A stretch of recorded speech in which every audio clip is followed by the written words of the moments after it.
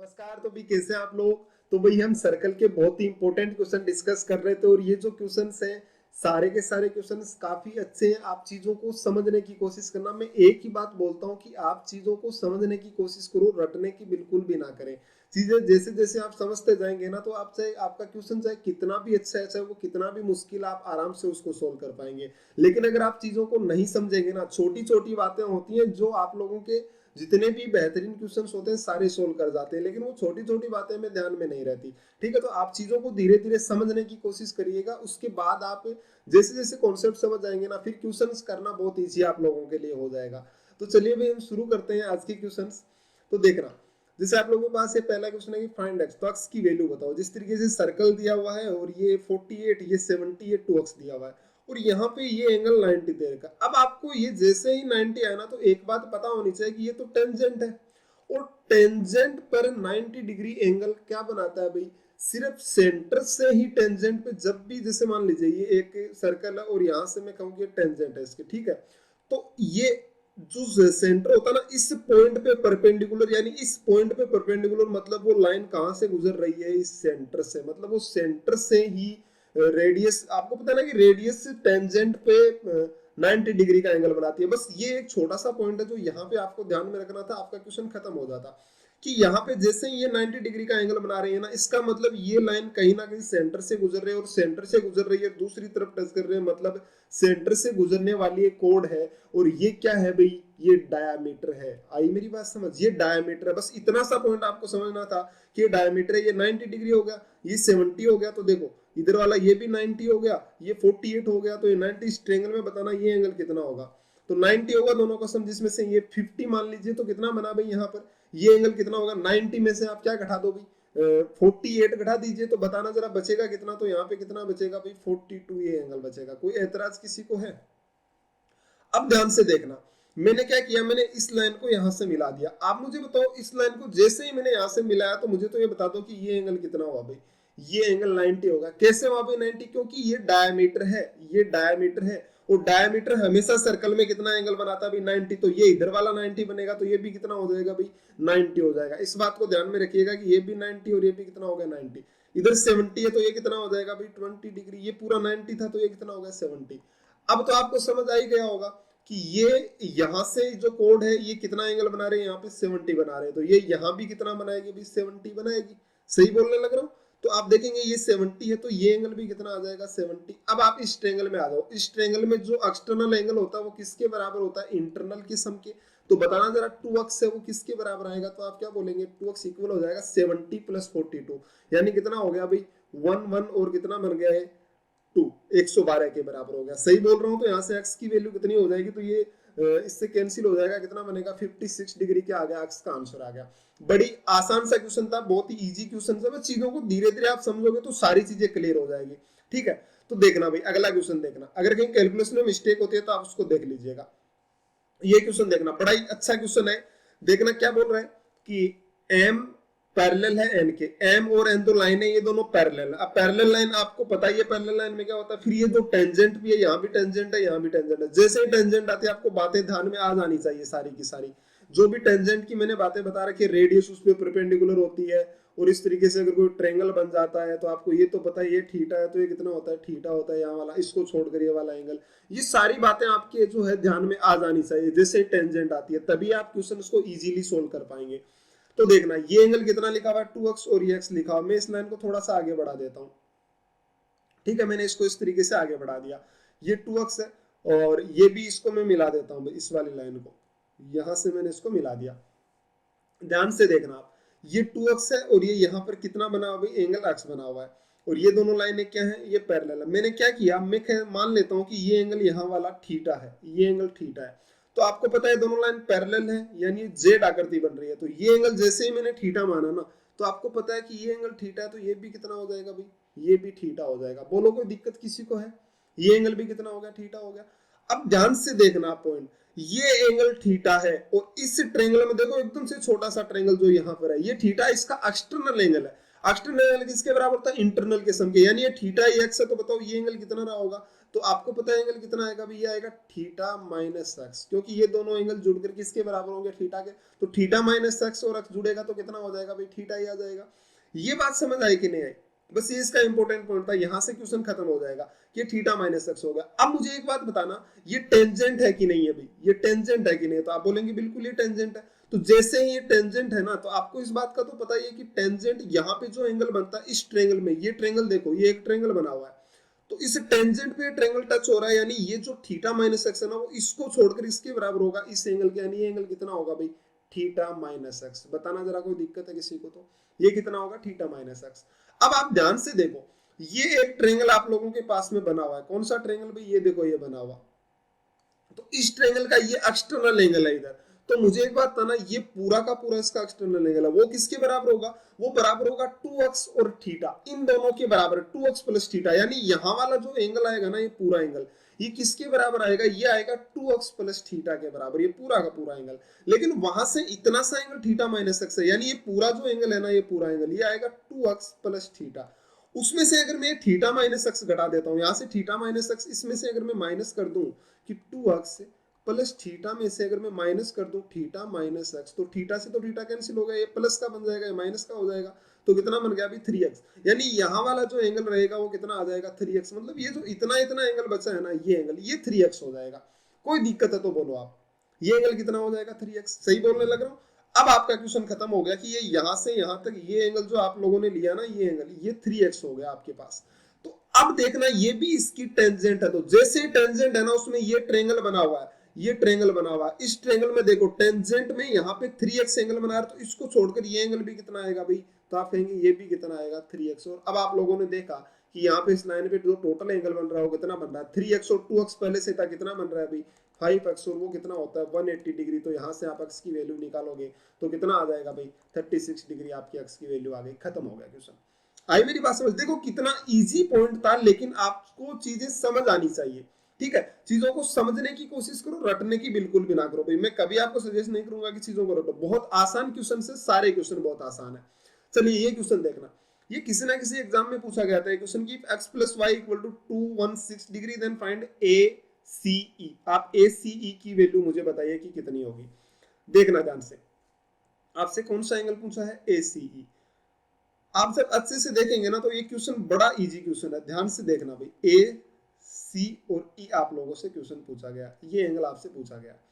मैं एक छोटा सा आपसे पॉइंट पूछता हूं, मेरे पास एक ये क्वाड्रिलेटरल आया भाई, ये वाला ये क्वाड्रिलेटरल आया मेरे पास, आप मुझे बताओ ये क्वाड्रिलेटरल साइक्लिक है कि नहीं है, तो आप कहेंगे भाई सर्कल में बना हुआ है तो साइक्लिक ही है, साइक्लिक के अपोजिट एंगल का सम 180 होता है, एक दिया हुआ है y, तो मुझे बताना ये एंगल कितना होगा, तो ये बनेगा 180 माइनस वाई, बोलो कोई दिक्कत है किसी को, तो सेम इसी तरीके से आप देखोगे तो ये जो क्वाड्रिलेटरल है ना इधर, ये भी साइक्लिक रहेगा, तो साइक्लिक का तो कितना होता है 180, तो आप जैसे ही देखेंगे तो ये कितना हो जाएगा 180 और माइनस कितना हो जाएगा x। अब आप मुझे बताना, ये एंगल जो भी है आप लोगों के पास, इसको मैं मान लेता हूँ थीटा, तो इस एंगल के सभी एंगल का सम कितना आएगा 180 होगा 360 minus x plus y, minus x plus y दोनों माइनस के हैं, और प्लस में कितना आ जाएगा थीटा, जिसकी वैल्यू कितनी है भाई, एक ट्रायंगल के सभी एंगल का सम कितना होता है 180 डिग्री।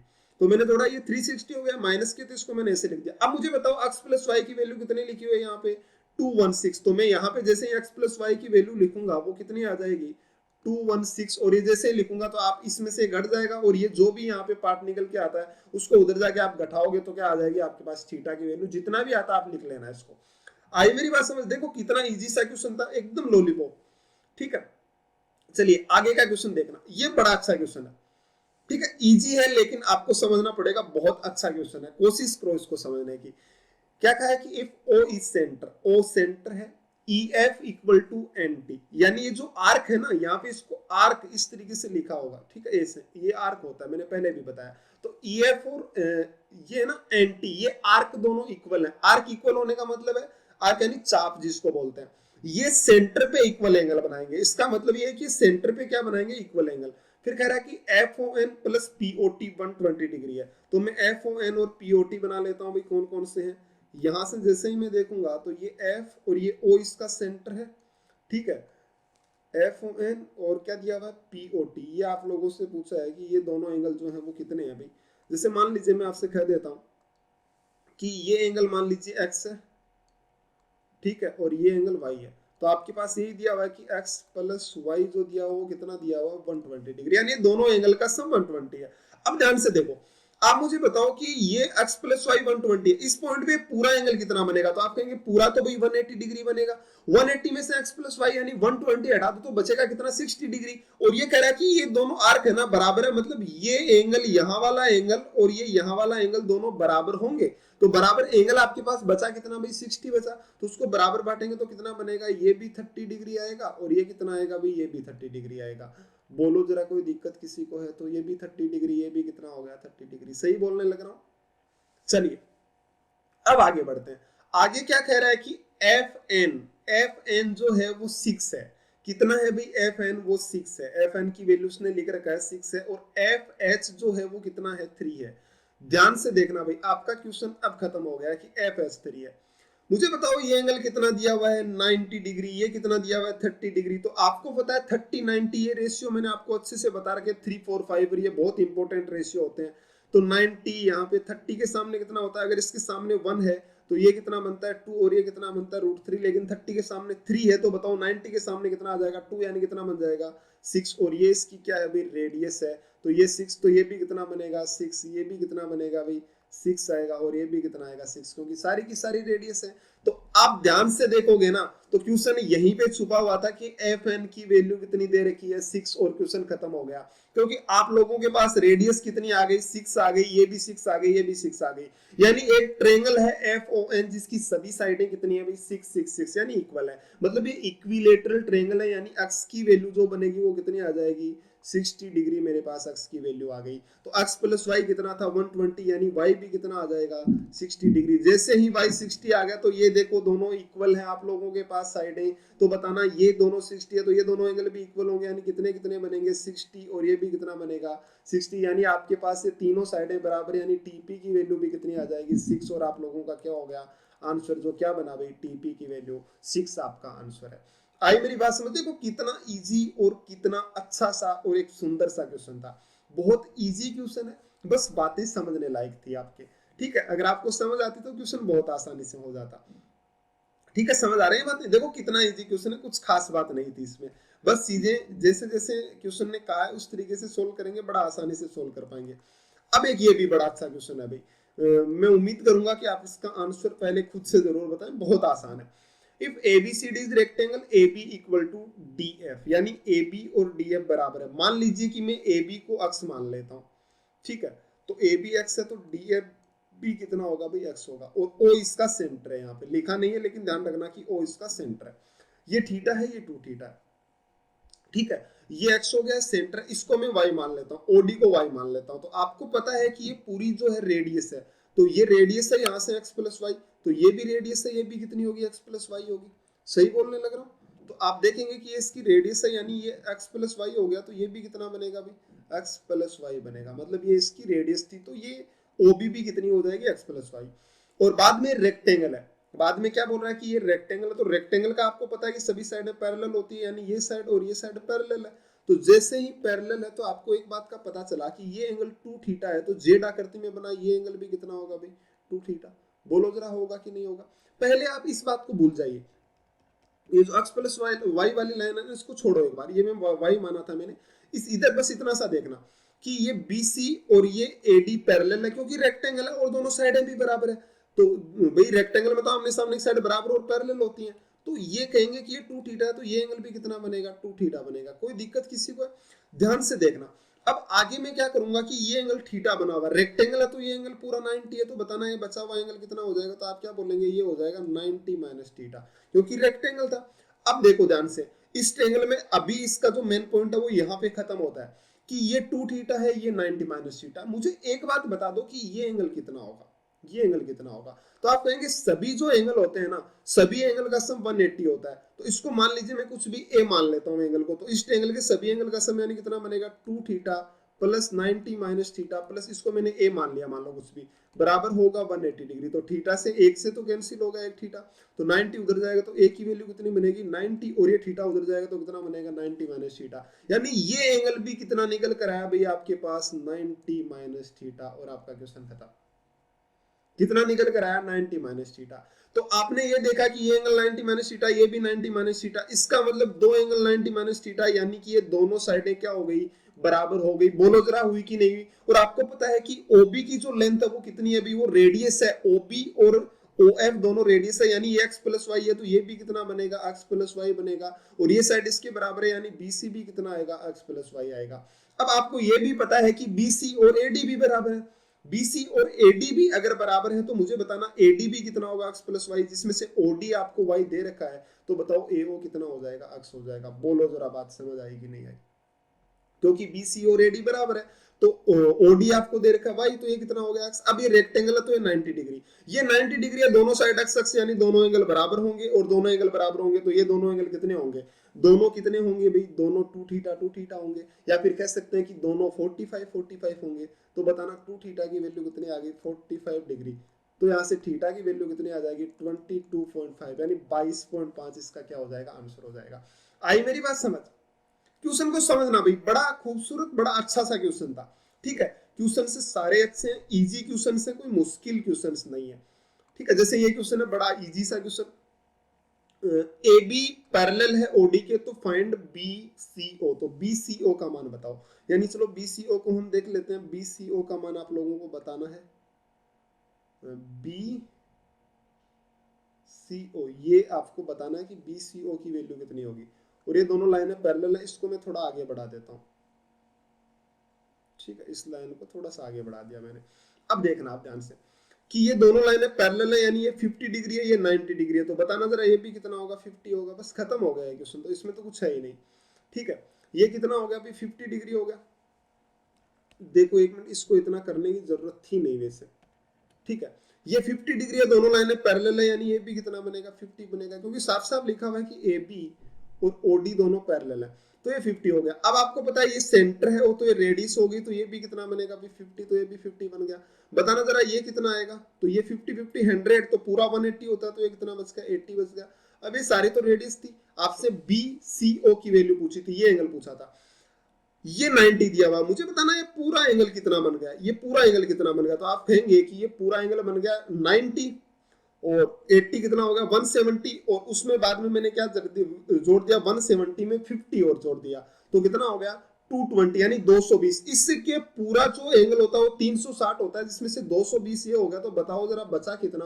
तो 360 में से 220 घटाएंगे तो कितना बनेगा 140 डिग्री, यानी ये 140 हो गया। अब दोनों एंगल ये देखो, ये दोनों साइड बराबर, ये 140, तीनों का सम कितना होगा 180, 140 ये हो गया, तो बचा 40, जिसमें से ये कितना हो गया 20 डिग्री, और ये भी कितना हो गया 20 डिग्री। आपसे यही पूछा था कि ये एंगल कितना होगा 20, खत्म हो गया, ठीक है। बड़ा इजी सा था ये क्वेश्चन, तो कुछ था ही नहीं इसमें, ठीक है।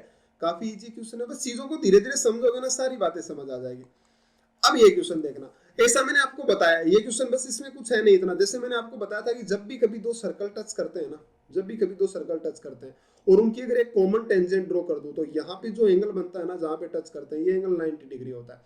कैसे होता है मैंने बता रखा है पहले, लास्ट क्लास में शायद बताया मैंने कि ये कैसे होता है, लास्ट क्लास में बताया होगा। चलिए ये क्वेश्चन खत्म है, ये दोनों टेंजेंट है, मैंने इसको यहाँ पे मिला दिया, ठीक है, इस तरीके से मैंने ये मिला दिया। अब आप थोड़ा सा इधर देखें कि ये एक्स है, ये टेंजेंट है, तो ये एंगल तो 90 डिग्री आपको पता ही है, ये तो 90 डिग्री है, ठीक है, सबको पता है कि 90 है। कैसे बना, क्योंकि ये टेंजेंट हो गई ना, तो ये एंगल 90 डिग्री बनेगा। चलिए ये एक्स है। अब देखो टेंजेंट के साथ में मैंने आपको बताया था कि टेंजेंट अगर ये एंगल जितना होता है, इसको छोड़कर ये भी उतना ही होता है, यानी ये भी कितना बनेगा एक्स बनेगा। सेम यही यहाँ पे मैंने अप्लाई किया कि मैं क्या करूंगा कि ये एंगल जितना होगा ना, इसको छोड़कर ये भी उतना होगा, यानी ये भी कितना बनेगा 38, ये 90 हो गया, तो बताओ x प्लस 38 भी 90, तो आपके पास आ गया x plus 38 equal to 90 degree. तो यहाँ से x की वैल्यू कितनी आ गई, 90 में से कितना घटा दिया भाई मैंने 38 माइनस कर दिया, आपका क्या आ जाएगा आंसर आ जाएगा। घटा दीजिए भाई 90 में से 40, तो 50, तो कितना बनेगा भाई 52, आप लोगों का क्या होगा आंसर हो गया, क्वेश्चन खत्म है। आई मेरी बात समझ, बड़े आसान क्वेश्चन से बस आप चीजों को समझते जाइए। चलिए अगला क्वेश्चन देखना, ये क्वेश्चन देखना, ये भी बहुत इजी क्वेश्चन है। भाई मैं आपसे एक पॉइंट पूछना चाहूंगा यहाँ पर, अगर वो आप बताओगे ना तो ये क्वेश्चन बड़ा इजी है आप लोगों के लिए, अगर वो पॉइंट आप लोगों को समझ आता है तो। देखो ए ओ सी इक्वल टू 140, ए ओ सी यानी ये जो एंगल दिया हुआ ना ये 140 है भाई, यहां से जो ए ओ सी, ये सेंटर है, ओ सेंटर है, ए ओ, ओ ए बराबर ए पी, ओ ए बराबर ए पी, मतलब ये और ये दोनों लाइन बराबर है। मैं आपसे एक छोटा सा पॉइंट पूछता हूँ, मैं आपसे ऐसे कहूं कि मान लीजिए ये एक ट्रायंगल आप लोगों के पास, ठीक है, ये एक ट्रायंगल है और मैंने यहाँ पे एक परपेंडिकुलर डाला, इस ट्रायंगल में मैंने यहाँ पे एक परपेंडिकुलर डाला और मैं कह दूं कि ये दोनों लाइनें बराबर हैं, तो बताओ भाई आप क्या बताओगे मुझे, ये दोनों लाइनें बराबर है तो आप क्या कहोगे, बोलना जरा। आप ये बोलेंगे कि मैंने आपको बता रखा है साफ साफ कि ये 90 डिग्री बन गया। जैसे ये 90 डिग्री बना, कभी भी किसी ट्रायंगल में अगर आप इस वर्टेक्स से सामने वाली साइड पे परपेंडिकुलर डालते हो और अगर वो इक्वल पार्ट में उस लाइन को कट कर देता है तो वो तभी कट करता है जब ये आइसोसेलेस ट्रायंगल होता है, यानी ये दोनों भी क्या होगी, बराबर। ऐसे नहीं पता लग रहा तो देख लो, ये दोनों साइड है तो इसमें बराबर है, ये कॉमन है तो साइड एंगल साइड से दोनों ट्रायंगल क्या हो जाएंगे, कॉन्ग्रुएंट हो जाएंगे और फिर क्या हो जाएंगे, बराबर। यानी ये जितना एंगल होगा उतना ही क्या होगा, ये होगा। बस ये पॉइंट आप लोगों के लिए सबसे इंपॉर्टेंट था। देखो कैसे, आप मुझे बताओ सेंटर है ओ, तो जैसे ही ये सेंटर है ना ओ, तो ये इसकी टेंजेंट है, टेंजेंट पे कितने डिग्री का एंगल बनाएगा, तो आप बोलेंगे कि 90 डिग्री का एंगल बनाएगा, ये एंगल 90 डिग्री हो गया, ये 90 है तो इधर वाला भी 90। अब मैंने इसको मिला दिया, इसको मैंने मिला दिया, ठीक है, इसको मैंने मिला दिया। आप लोगों को एक बात का पता है कि ये इसने पूरा एंगल जो दिया था वो 140 दिया था, एओसी 140, और ये दोनों टेंजेंट है, देखो यहां से ये वाली और ये वाली दोनों टेंजेंट है। मैंने आपको बता रखा है ये साफ साफ कि जब भी दो टेंजेंट होते हैं और सेंटर से इस पॉइंट को मिलाया जाता है तो इक्वल एंगल में डिवाइड कर देता है, यानी दोनों कितने कितने हो जाएंगे, इधर वाला भी 70 और इधर वाला भी कितना हो जाएगा, 70। मैंने अच्छे से बता रखा है कि दोनों एंगल कितने हो जाएंगे, 70। अब आप इस ट्रायंगल में आ जाओ भाई, ठीक है, अब आप इस ट्रायंगल में आ जाओ, तो इस ट्रायंगल में जैसे ही आए तो ये यही कंडीशन है जो यहाँ पर है, जो यहाँ पर है, देखो कैसे ये यहाँ पर है, वैसी की वैसी कंडीशन है कि एक ट्रायंगल है उसमें इस वर्टेक्स से सामने वाली साइड पे परपेंडिकुलर डाला गया है और वो उसको इक्वल पार्ट में डिवाइड करता है। जैसे ही इक्वल पार्ट में डिवाइड करता है आइसोसेलेस ट्रायंगल हो गया, यानी यहाँ पे 70, तो अक्स भी क्या आ जाएगा इसके बराबर, यानी यहाँ से अक्स की वैल्यू कितनी आ गई, 70 डिग्री। आप लोगों का क्या हो गया, आंसर हो गया। आई मेरी बात समझ, बड़ा इजी सा क्वेश्चन था, बस एकदम लॉलीपॉप, बस चीजों को समझिए आप, ठीक है, समझने की कोशिश करते रहिए, आपके सारे आंसर आते रहेंगे। चलिए अगला क्वेश्चन देखना। अब ये क्वेश्चन देखो कितना इजी है, क्या बोला है कि O if O is centre A B equal to C D, A B और सी डी यानी ये दोनों कोड है, ये बराबर है। आपको पता होना चाहिए कि दोनों कोड है ना, जब भी कभी बराबर कोड होते हैं ना तो वो सेंटर पे इक्वल एंगल बनाते हैं। यानी अगर मैं इन दोनों को मिला दूं यहाँ से, तो ये दोनों एंगल अगर यहाँ पे एक्स बना हुआ है तो बताना ये भी कितना बनेगा, तो आप कहेंगे कि भाई ये भी एक्स बनेगा, क्योंकि दोनों कोड बराबर है और इक्वल कोड हमेशा इक्वल एंगल बनाती है। तो देखो भाई ये एक्स हो गया और इधर वाला ये कितना दे रखा है, एक्स। मैं आपसे एक छोटा सा पॉइंट पूछना चाहता हूँ, बाकी चीजों को आप भूल जाइए, ये एंगल एक्स हो गया। अब मैं बाकी चीजों को यहाँ से रफ कर देता हूँ, ठीक है, इन चीजों को मैं रफ कर देता हूँ। चलिए ये मैंने रफ कर दिया, ओ सेंटर है भाई इसका और ये एंगल एक्स है, तो बताना जरा ये एंगल कितना आएगा, तो आप कहेंगे कि ये पूरा 360 होता है, तो ये कितना आ जाएगा, 360 माइनस एक्स। बताना कि ये यहाँ वाला एंगल होगा ना वो क्या होता है, वो इधर वाले एंगल इस, देखो कोई भी आर्क होता है ना, वो आर्क सेंटर पे जितना एंगल बनाता है सरकमफेरेंस के उसका हाफ बनाता है। यानी यहाँ पे कितना एंगल बना रहा है, 360 माइनस थीटा, 360 माइनस एक्स, तो इसके सरकमफेरेंस से यानी इसके अपोजिट के सरकमफेरेंस पे जो एंगल बनाएगा वो क्या बनाएगा, इसका हाफ, जो किसके बराबर है, एक्स के बराबर। बोलो समझ आई कि नहीं आई, बताना। देखो एक मिनट ध्यान से देखो कि यहाँ पे जितना एंगल बना, ये देखो इसको भूल जाओ इधर वाले को, कि यहाँ पे कितना एंगल बना रहा है 360 माइनस एक्स, यहाँ पे 360 माइनस एक्स बना रहा है तो इसके अपोजिट यहाँ पे कितना बनाएगा, इसका हाफ बनाएगा, यानी 360 माइनस एक्स का हाफ एंगल बनाएगा। तो मैंने जैसे इक्वल किया तो कितना आ गया, ये 2x हो गया, एक्स उधर जाके जुड़ जाएगा, यानी 360 बराबर किसके आ गया, 3x के, तो यहाँ से एक्स की वैल्यू कितनी आ जाएगी, 120 डिग्री, 120 डिग्री एक्स का आंसर आ गया। ठीक है, बड़ा आसान सा क्वेश्चन था, कुछ है ही नहीं क्वेश्चन में, बस बातें थोड़ी थोड़ी सी समझने लायक बातें। अब आप ये क्वेश्चन देखना भाई, ये बड़ा ही आसान सा क्वेश्चन है, आप इसको समझना भाई, बहुत अच्छा और बहुत इजी सा क्वेश्चन है, बस आप लोगों को ये क्वेश्चन समझ आना चाहिए। काफी अच्छा क्वेश्चन है भाई, मजा आएगा आपको ये करने में, बहुत अच्छा क्वेश्चन है। क्या बोल रहा है कि इफ पीटी पैरेलल है AB के, यानी ये पीटी और ए बी दोनों लाइन पैरेलल है। तो आपको पता चलना चाहिए कि पैरेलल लाइन होती है तो क्या होता है, ये दोनों पैरेलल है। आगे क्या बोल रहा है कि एम बी पैरेलल है ए एन के, यानी एम बी और ए एन बी पैरेलल है। और बाद में क्या बोला है कि एम बी टी, ये देखो इसको मैं मिला लेता हूं एम बी टी को, कि यहां से जब इनको मिलाते हैं ना एम बी और टी, ये वाला एंगल बराबर है ए बी एन के, ए और बी एन इसको भी मिला लेता हूं, ए बी एन के बराबर है, ठीक है।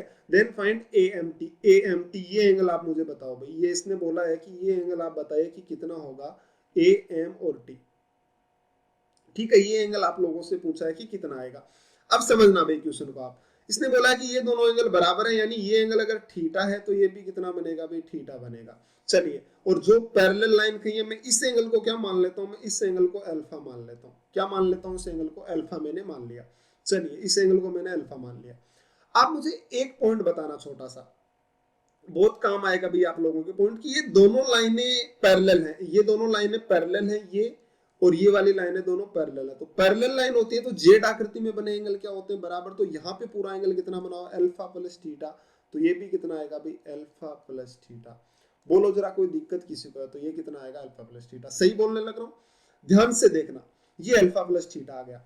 अब ये दोनों भी पैरेलल थी तो ये अल्फा है, तो इधर वाला ये एंगल भी कितना बनेगा, अल्फा, क्योंकि ये दोनों भी तो पैरेलल है, तो जेड आकृति में एंगल बन रहा है तो ये भी कितना बनेगा, अल्फा बनेगा। चलिए भाई, अब ये अल्फा प्लस थीटा आ गया। आपसे क्या पूछा है कि ए एम टी आप मुझे बताओ। मैंने क्या किया, मैंने इस लाइन को यहां से मिला दिया भाई। जैसे ही मैंने इसको मिलाया ना, तो आपके सामने एक पॉइंट निकल कर आया कि ये एक टेंजेंट है यहाँ से पीटी, और ये एक ट्रायंगल बना हुआ है।